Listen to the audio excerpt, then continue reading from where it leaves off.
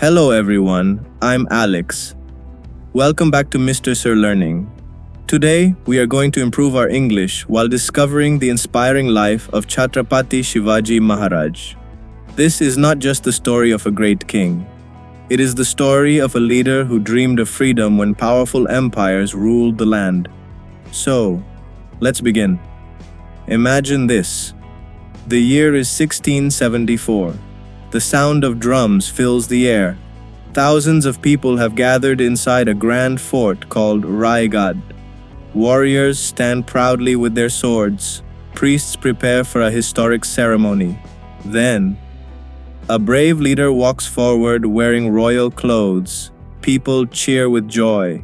After years of struggle, battles, and sacrifices, he is crowned as Chhatrapati, the ruler of an independent kingdom. That leader is Shivaji Maharaj. But how did a young boy from a hill fort become one of India's greatest kings? Let's go back to the beginning. Shivaji Bhonsle, later known as Chhatrapati Shivaji Maharaj, was born on February 19, 1630 at Shivneri Fort near Junar in present-day Maharashtra. His father, Shahaji Bhonsle, was a respected military commander who served different Deccan kingdoms during his career. His mother, Jijabai, played one of the biggest roles in shaping his life. She was deeply religious, wise, and courageous. From his childhood, she told him stories from the Ramayana, the Mahabharata, and the lives of great heroes. These stories taught Shivaji about justice, courage, honesty, and the duty to protect innocent people.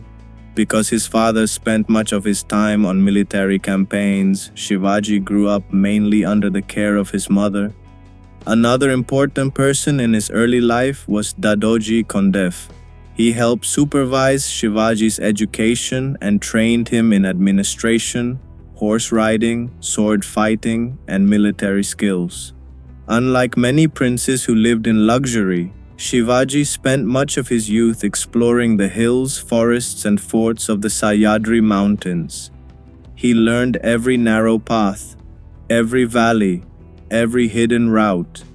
Years later, this knowledge became one of his greatest strengths. As he grew older, Shivaji carefully observed the political situation around him. At that time, large parts of India were controlled by powerful kingdoms and the Mughal Empire. Many local people suffered because of wars, heavy taxes, and unstable rule. Shivaji believed that people deserved a government that protected them. This dream later became known as Hindavi Swarajya, self-rule for the people. He was still a teenager when he started turning this dream into reality. Around 1646, Shivaji captured Torna Fort. It was his first major victory. Soon after, he gained control of several nearby forts. Each fort strengthened his growing power. But Shivaji did not rely only on bravery. He believed that planning was just as important as fighting. He carefully studied the land before every campaign. He gathered information from trusted spies. He moved quickly. He surprised his enemies. And whenever possible, he avoided unnecessary loss of life. This smart style of fighting later became famous as guerrilla warfare.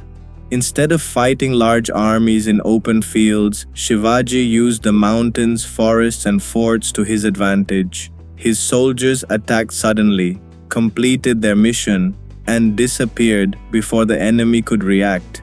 This strategy confused even much larger armies. As Shivaji's power grew, many local people joined him.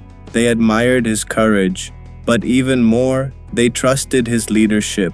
He respected people from different communities and appointed capable officers based on their skills.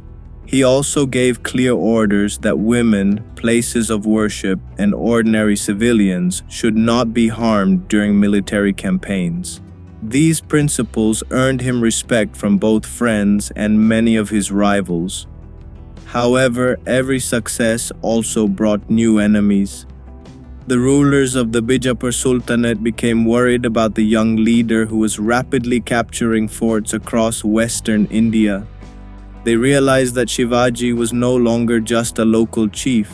He was becoming a powerful force. Soon they decided to stop him, but they underestimated one important thing. Shivaji Maharaj was not fighting only with weapons. He was fighting with vision, careful planning, and the strong support of his people.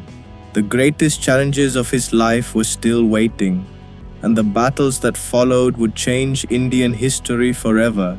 The growing success of Shivaji Maharaj made many powerful rulers nervous. The Bijapur Sultanate decided to send one of its strongest generals. His name was Afzal Khan. He was an experienced commander with a large army. His mission was simple: stop Shivaji once and for all. In 1659, the two leaders agreed to meet near Pratapgarh Fort. The meeting was supposed to be peaceful, but both sides expected danger. According to well-known historical records, Afzal Khan tried to attack Shivaji during the meeting. However, Shivaji was prepared. He wore hidden armor under his clothes. He defended himself and escaped the attack. A battle quickly followed.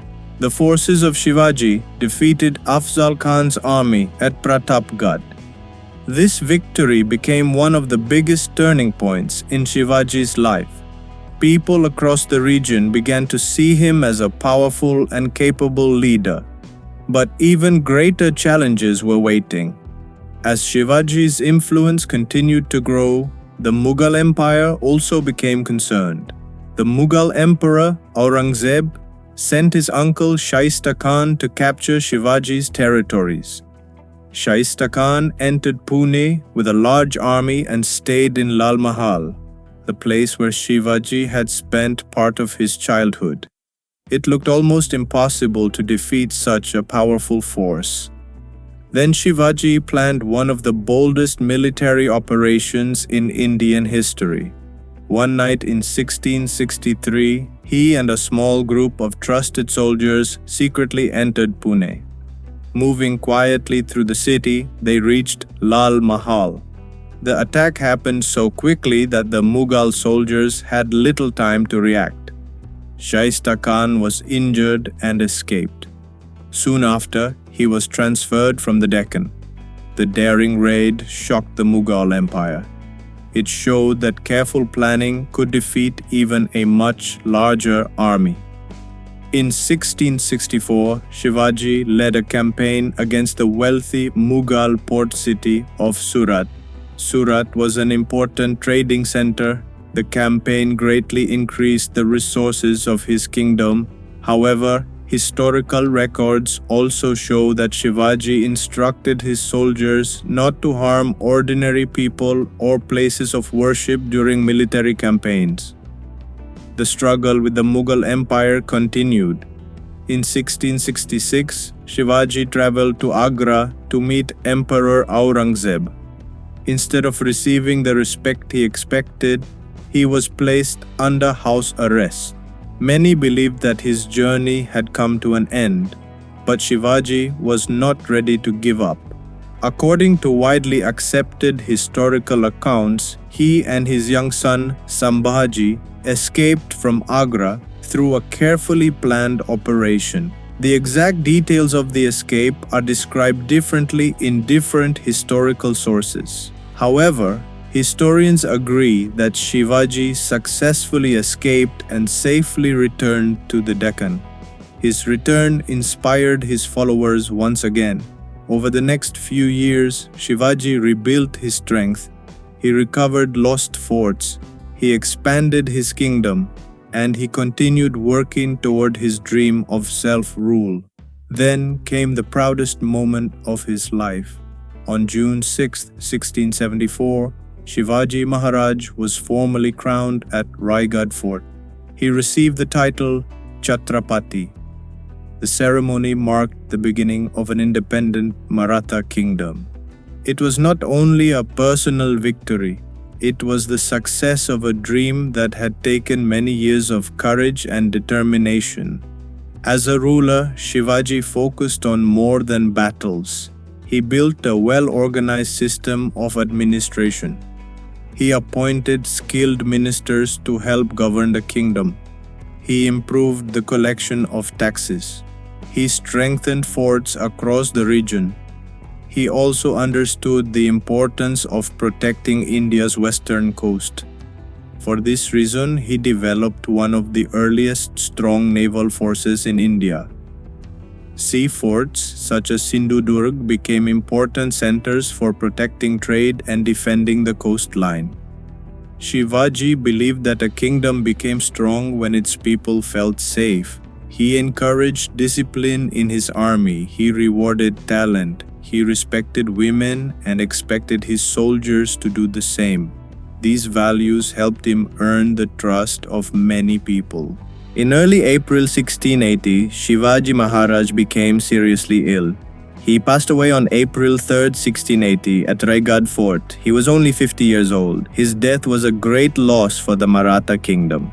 But his vision did not end with his life. His ideas of strong leadership, good administration, and self-rule continued to inspire future generations. The Maratha Empire later grew into one of the most powerful forces in India. Even today, Chhatrapati Shivaji Maharaj is remembered as one of India's greatest rulers. His courage, his intelligence, and his determination continue to inspire millions of people around the world. Before we finish, let's remember a few important life lessons from Shivaji Maharaj.